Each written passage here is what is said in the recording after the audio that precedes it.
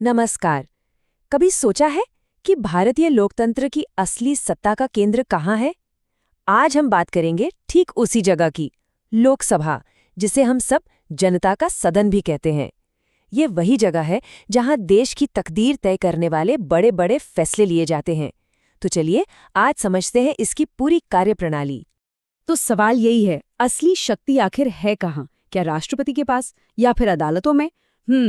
इसका जवाब ना काफी हद तक उस एक सदन में छिपा है जिसे हाउस ऑफ द पीपल यानी कि जनता का सदन कहते हैं।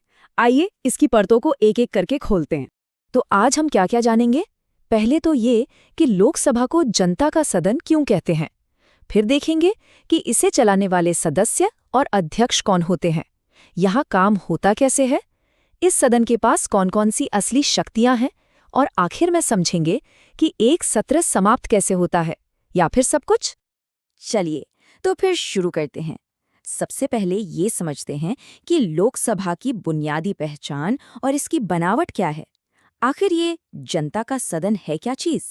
तो लोकसभा नाम से ही सब कुछ साफ है ना?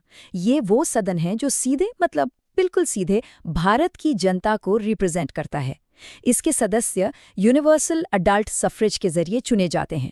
अब ये थोड़ा भारी शब्द लग सकता है, लेकिन इसका मतलब बहुत सीधा है। 18 साल से ऊपर का हर नागरिक वोट देकर अपने प्रतिनिधि को सीधे संसद भेजता है। हमारे एक एक वोट की ताकत असल में यहीं से शुरू होती है। आप जरा इन आंकड़ों पर गौर कीजिए, ये काफी दिलचस्प हैं। देखिए, संविधान में तो अधिकतम 552 सदस्यों की जगह थी, लेकिन आज की तारीख में 545 सदस्य हैं। और एक और बड़ा बदलाव ये हुआ है कि एंग्लो इंडियन समुदाय के लिए जो 2 नॉमिनेटेड सीटें हुआ करती थी, उन्हें 104वें संविधान संशोधन के जरिए 2020 में खत्म कर दिया गया। तो एक सवाल उठता है कि भाई किस राज्य को कितनी सीटें मिलेंगी, ये तय कैसे होता है? जवाब सीधा है, जनसंख्या के आधार पर। पर यहाँ एक ट्विस्ट है। इसके लिए आज भी 1971 की जनगणना के आंकड़ों का ही इस्तेमाल होता है। ऐसा इसलिए किया गया था ताकि जो राज्य परिवार नियोजन जैसे प्रोग्राम अपना रहे हैं, उन्हें राजनीतिक रूप से इसका कोई नुकसान न हो। और इसका सबसे अच्छा उदाहरण देखना हो तो उत्तर प्रदेश को देखिए। भारत का सबसे ज्यादा आबादी वाला राज्य होने के कारण यहाँ से लोकसभा में सबसे ज्यादा पूरे 80 प्रतिनिधि आते हैं। अब समझ में आया कि देश की राजनीति में उत्तर प्रदेश इतना जरूरी क्यों माना जाता है। वैसे इसके ठीक बाद महाराष्ट्र का नंबर आता है। चलिए अब थोड़ा आगे बढ़ते हैं और देखते हैं कि इस सदन को चलाने वाले लोग कौन हैं। मतलब कि अब हम सदस्यों और सदन के सबसे महत्वपूर्ण अधिकारी यानी स्पीकर पर फोकस करेंगे। अच्छा, लोकसभा का सदस्य बनने के लिए कुछ बुनियादी शर्तें हैं। उम्मीदवार को भारत का नागरिक होना चाहिए, उम्र कम से कम 25 साल हो और उसका नाम देश के किसी भी हिस्से की वोटर लिस्ट में होना जरूरी है। साथ ही वो किसी लाभ के पद पर नहीं होना चाहिए। सदन के पूरे कामकाज को एक व्यक्ति कंट्रोल करता है, अध्यक्ष यानी स्पीकर। और इस पद की नींव रखी थी श्री जी.वी. मावलंकर ने। वो आज़ाद भारत की पहली लोकसभा के स्पीकर थे। सदन के नियम और प्रक्रिया को स्थापित करने में उनकी भूमिका इतनी अहम थी कि उन्हें प्यार से लोकसभा का जनक भी कहा जाता है। स्पीकर के पद का क्या महत्व है, ये भारत के पहले प्रधानमंत्री जवाहरलाल नेहरू के इन शब्दों से समझा जा सकता है। उन्होंने कहा था कि स्पीकर सिर्फ एक व्यक्ति नहीं है, बल्कि वो पूरे सदन की गरिमा और उसकी आज़ादी का प्रतीक है। तो अब तक हम सदन की बनावट और उसके सदस्यों को समझ चुके हैं।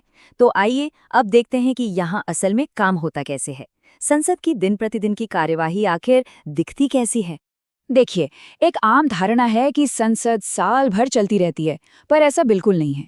इसका काम 3 सेशन में बटा होता है: बजट सेशन, मॉनसून सेशन और विंटर सेशन। और संविधान ये कहता है कि किन्हीं भी 2 सेशन के बीच 6 महीने से ज्यादा का गैप नहीं हो सकता। हर बैठक का जो पहला घंटा होता है ना, जिसे प्रश्नकाल या क्वेश्चन आवर कहते हैं, वो शायद सबसे ज्यादा जीवंत होता है। इस दौरान सांसद मंत्रियों से सीधे सवाल पूछकर सरकार को जनता के प्रति जवाबदेह ठहराते हैं। ये लोकतंत्र में पारदर्शिता का एक बहुत ही बेहतरीन टूल है। क्वेश्चन आवर के ठीक बाद आता है शून्यकाल यानी 0 आवर। ये एक अनोखी भारतीय संसदीय खोज है और मजेदार बात यह है कि इसका जिक्र नियमों में कहीं भी नहीं है। फिर भी ये सांसदों को बिना किसी पूर्व सूचना के जरूरी और अर्जेंट मामले उठाने का एक अहम मौका देता है। तो दोनों में मोटा मोटा फर्क ये है कि प्रश्नकाल पूरी तरह नियमों से बंधा है, जहां मंत्रियों को जवाब देना ही पड़ता है। वहीं शून्यकाल एक इनफॉर्मल व्यवस्था है, जो अचानक उठे जरूरी मामलों के लिए है और इसमें मंत्री जवाब देने के लिए बाध्य नहीं होते। अब हम आते हैं उस हिस्से पर जो लोकसभा को भारतीय संसदीय प्रणाली में सबसे शक्तिशाली बनाता है। आखिर इस सदन के पास ऐसी कौन सी खास शक्तियां हैं जो इसे राज्यसभा से कहीं ज्यादा ताकतवर बना देती है? इसे समझने का सबसे आसान तरीका ये है, लोकसभा देश के खजाने को यानी कि हमारे बटुए को कंट्रोल करती है। जी हाँ, पैसे से जुड़ा कोई भी बड़ा फैसला, कोई भी नया टैक्स लोकसभा की मर्जी के बिना हो ही नहीं सकता। इसकी 3 मेन पावर हैं। पहली, फाइनेंशियल सुप्रीमेसी, यानी सारे मनी बिल या बजट सिर्फ और सिर्फ लोकसभा में ही पेश हो सकते हैं। दूसरी, पूरी की पूरी मंत्री परिषद अपने हर काम के लिए लोकसभा के प्रति जवाबदेह होती है। और तीसरी, जो शायद सबसे बड़ी ताकत है, लोकसभा अविश्वास प्रस्ताव पास करके सरकार को गिरा भी सकती है। आखिर में चलिए कुछ जरूरी शब्दों को समझते हैं जो अक्सर संसद की कार्यवाही से जुड़े होते हैं। ये शब्द सुनने में तो एक जैसे लगते हैं, लेकिन इनके मतलब में जमीन आसमान का फर्क है।